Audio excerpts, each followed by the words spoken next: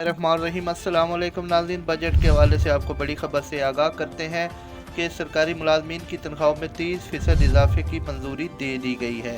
वफाकी काबीना ने सरकारी मुलाजमीन की तनख्वाहों में ग्रेड 1 से 16 तक के मुलाजमीन की तनख्वाह 35% तक की इजाफे की मंजूरी दी, जबकि ग्रेड 17 से 22 तक के मुलाजमीन की तनख्वाहों में 30% इजाफे की मंजूरी दे दी है।